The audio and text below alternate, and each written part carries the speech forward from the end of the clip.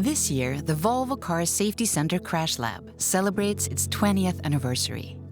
At the time of its opening, it was the most advanced crash lab in the world, and in many ways it still is today. When inaugurating this facility 20 years ago, it was unique in its appearance, enabling us to recreate any type of crashes that our team find in the real world, with real people in real traffic. Before a physical crash test, the car model has already gone through thousands of computer-simulated scenarios.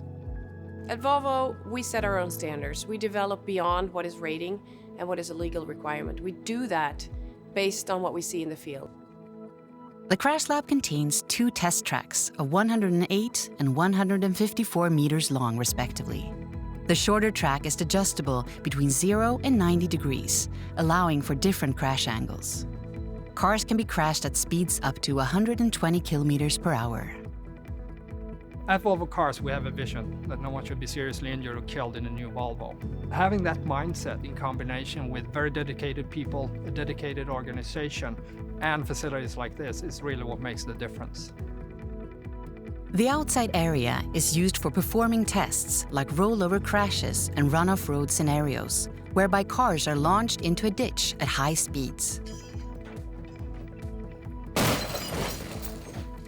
Both the car and the barriers are fitted with sensors that register the entire chain of events in detail. Dozens of ultra-high-definition cameras also film the impact from multiple angles.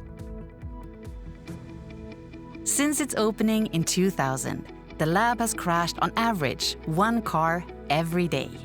Safety has been at the core of everything we do since 1927. For us, it has always been about protecting people. I'm really excited with all the possibilities with electrification, connectivity, and autonomous drive.